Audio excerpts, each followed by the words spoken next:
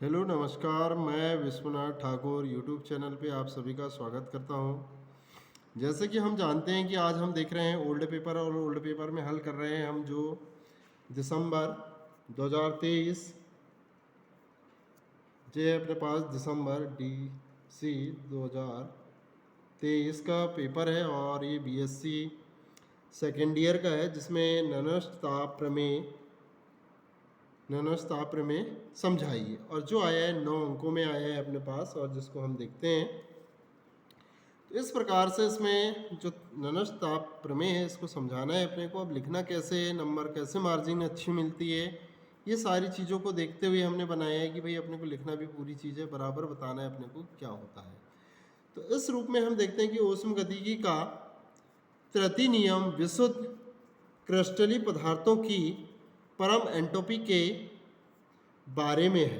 परम एंट्रोपी माने जो एंट्रोपी है उसके बारे में बताया गया है और ऊष्मगतिकी के प्रथम और द्वितीय नियम से क्रमशः अंतर्निहित ऊर्जाएं जो अपने पास प्रथम है और द्वितीय है जिसके अनुसार अंतर्निहित ऊर्जा और एंट्रोपी की धारणाएं विकसित हुई हैं। जैसे कि हम देखते हैं कि प्रथम नियम और द्वितीय नियम है जिससे कि एंट्रोपी की अंतर्निहित ऊर्जा और एंट्रोपी जो अवधारणाएं हैं वो विकसित हुई हैं। ऊष्मगतिकी का तृतीय नियम प्रथम व द्वितीय नियमों से इस बात में भिन्न है। तृतीय नियम जो है वो इस रूप में द्वितीय से कैसे भिन्न है कि इस नियम से कोई नई धारणा विकसित नहीं हुई है। जैसे हम देख रहे हैं कि जो आपके पास तृतीय नियम प्रथम व द्वितीय नियमों से इस बात में भिन्न है कि इनसे कोई भी नई धारणा उत्पन्न नहीं होती है, विकसित नहीं हुई है। यह तो केवल क्या है अपने पास एंट्रोपी के मान पर सीमा का अंकुश लगाता है। जो सीमा होती है उसकी एंट्रोपी पर क्या करता है, वो अंकुश को लगा देता है। अब यहाँ से हम देख रहे हैं कि जो ननस्ट ऊष्मा प्रमेय होता है जिसमें हम देख रहे हैं कि वानटॉप समीकरण और गिब्स हेल्महोल्ट्ज समीकरण से यह संभव है कि यदि दो तापमानों पर डेल जी का मान ज्ञात हो तो डेल एच का मान परिकलन किया जा सकता है, लेकिन ऊष्मगतिकी के दोनों नियम इसके विपरीत के लिए कोई युक्ति नहीं दे सकते हैं। जैसे कि हम जानते हैं कि यहाँ पर दोनों नियम है जिसमें से अर्थात दोनों नियमों से यह संभव नहीं है कि दोनों नियम है और दोनों नियमों से यह संभव नहीं है कि डेल एच और अन्य ऊष्मीय आंकड़ों से डेल जी का परिकलन हो सके। ननस्ट ने सन 1906 में इसका हल दिया है। जैसे कि हम जानते हैं कि जो हमारे पास होता है ऊष्मगतिकी और जैसे प्रथम नियम है और जिसमें से हम बता रहे हैं कि डेल जी बराबर होता है डेल एच। अब इसमें कोई भी हो सकती है अपने पास कि डेल एस हो सकता है या फिर अदर हो सकते हैं। तो इसमें से हम देखते हैं कि जो डेल जी के द्वारा हम एच का मान भी ज्ञात कर सकते हैं या फिर हम इसका भी मान ज्ञात कर सकते हैं अदर का, लेकिन इन दोनों से इसकी मान की जी की वैल्यू नहीं ज्ञात कर सकते। ये ऐसा कोई भी अपने पास प्रमाण नहीं है। समझने के लिए ये इंपॉर्टेंट है कि डेल जी के द्वारा डेल एच माने एंथैल्पी और अंतर्निहित ऊर्जा कोई भी हो सकती है, इन दोनों की गणना की जा सकती है, लेकिन इन दोनों से डेल जी की वैल्यू ज्ञात नहीं की जा सकती। ये अभी तक की है और इसको ज्ञात करने के लिए जो ननस्ट है उसने बताया है अपने को 1906 में इसका हल दिया है। तो जैसे कि हम जानते हैं कि गिब्स होल्टस समीकरण का व्यंजक निम्न है, जैसे डेल जी बराबर डेल जी माइनस डेल एच बराबर होता है T del G del T कोष्टक P, और इसको देते हैं हम समीकरण नंबर 1। इसके बाद आता है हमारे पास जैसे कि हम देखते हैं जहां हम देखते हैं डेल जी और डेल एच क्रमशः किसी अभिक्रिया में होने वाला मुक्त ऊर्जा परिवर्तन और एंथैल्पी परिवर्तन है। ठीक है, तो इसमें से हम देख रहे हैं कि जो परिवर्तन है, होने वाला परिवर्तन होता है आपका कि डेल जी और डेल एच क्रमशः परिवर्तन होते हैं, मुक्त ऊर्जा परिवर्तन कहलाता है। इसके बाद आता है अपने पास कि उपयुक्त समीकरण में जब t बराबर जीरो हो, क्या हो, t बराबर जीरो हो, तब क्या लिख सकते हैं, डेल जी बराबर डेल एच हो जाएगा। ठीक है, कि t अगर टेम्परेचर है और टेम्परेचर को जीरो कर दिए उपयुक्त समीकरण में, तो आपके पास क्या हो सकता है कि भाई दोनों बराबर हो सकते हैं, तो इससे हो जाता है अपना। फिर रिचर्ड ने प्रयोगों द्वारा यह सिद्ध किया कि निम्न तापमानों पर del del G del T का मान हो जाता है, जिससे डेल जी और डेल एच एक दूसरे के निकट से निकटतम होते चले जाते हैं। जैसे कि हम देख रहे हैं कि जो तापमान होता है, तापमान निम्न तापमानों पर, माने ताप कैसे होना चाहिए, कम होते होते इतना चला जाता है कि वो अपने पास क्या होता है कि निकटतम चला जाता है।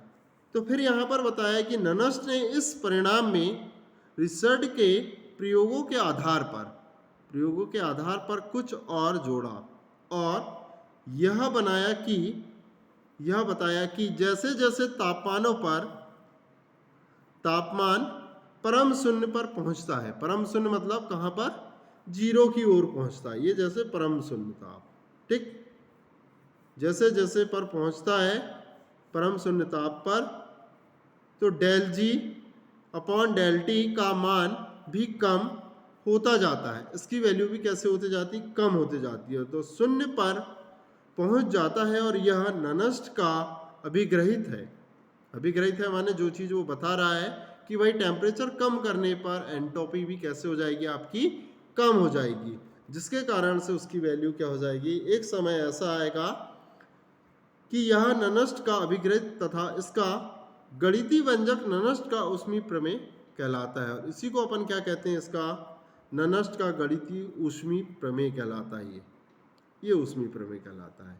जैसे हम अब इसको लिखते हैं, LIM T से कहाँ जा रहा है, zero, del G upon T D T बराबर LIM T से कहाँ तक जा रहा है, टेम्परेचर जीरो तक जा रहा है। फिर इसमें अपन बता रहे हैं कि भाई काय के लिए बताया अपने, डेल जी के लिए।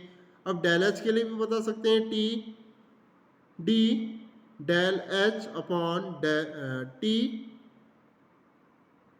डी टी बराबर क्या हो गया, जीरो। इसको देंगे समीकरण नंबर अपन 2 दे देंगे कि भाई आपका जो टेम्परेचर है वो कैसे चला जा रहा है, जीरो तक जा रहा है, किसके लिए, डेल जी के लिए भी और डेल एच के लिए भी जा रहा है।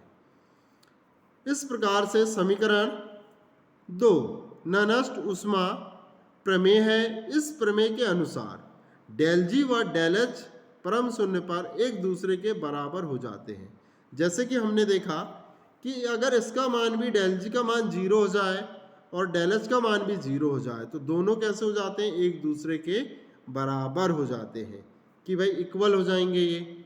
जैसे हमने देखा है कि t बराबर जीरो, ये देख रहे हैं अपन, t बराबर जीरो हुआ, t बराबर जीरो, तो डेल जी बराबर डेल एच हो जाएगा, तो ये दोनों कैसे हो जाएंगे, बराबर हो जाएंगे। वैसे यहाँ पर भी इक्वेशन में क्या हो जाएंगे, ये बराबर हो जाएंगे।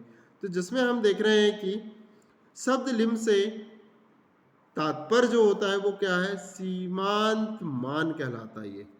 ये जो होता है ये सीमांत वैल्यू कहलाती है। और उष्म गतिकी के द्वितीय नियम, अब उष्म गतिकी के द्वितीय नियम के अनुसार हम देखते हैं कि जो वैल्यू होती है वो क्या होती है हमारे पास, कि जिसके अनुसार हम देख सकते हैं कि डेल जी डेल टी कोष्टक P बराबर माइनस डेल एस, समीकरण नंबर 3, और इसी को लिख सकते हैं हम अब del H del T P minus del C P, ये समीकरण नंबर 4 और ये हो गया समीकरण नंबर 3।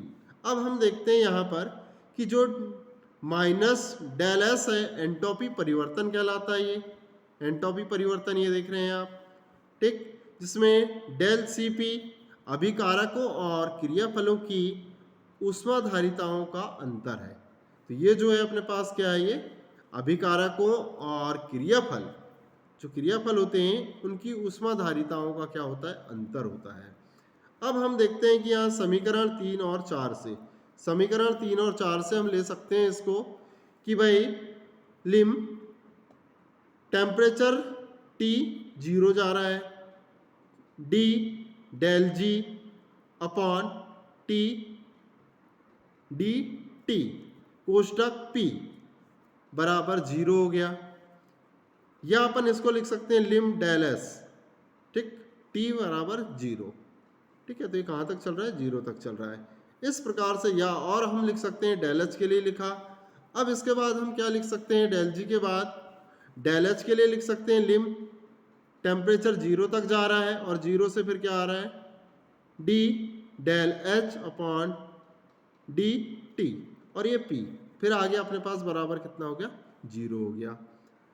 या हम इसको लिख सकते हैं लिम टी टेम्परेचर से 0 डेल सी पी लिख सकते हैं। इन दोनों को लिख सकते हैं अपन, ये इस पूरे को और इस पूरे को लिख सकते हैं अपन, ठीक है। इस तरीके से हम क्या कर सकते हैं, ननस्ट समीकरण का जो ऊष्मा प्रमेय होता है वो यही कहलाता है अपने पास, ठीक है, कि जिसके द्वारा हम उसको प्रदर्शित कर सकते हैं। किसके द्वारा, ये वाला जो है ये 5 नंबर से, कि भाई आप इसकी वैल्यू इसके बराबर लिख सकते हैं। जैसे कि हम लिख सकते थे अभी तक की कि डेल एच बराबर ये लिखा है हमने, जैसे डेल जी बराबर लिखा था डेल एच। अब हम यहाँ लिख सकते हैं डेल जी बराबर लिख सकते हैं डेल एस। यही हमको क्या करना था, बताना था कि भाई हम डेल जी बराबर होता है डेल एच, और इसमें अब आपके पास कोई भी वैल्यू हो सकती है, पॉजिटिव में, नेगेटिव में, जो एंट्रोपी हो सकती हैं उनके द्वारा इस पूरे को ज्ञात कर सकते हैं। और यही हमको क्या करना था, सिद्ध करना था। ये होता है अपने पास ननस्ट ऊष्मा प्रमेय या ताप प्रमेय कहलाता है। आई होप कि आपको वीडियो अच्छा लगा होगा। Thank you for watching.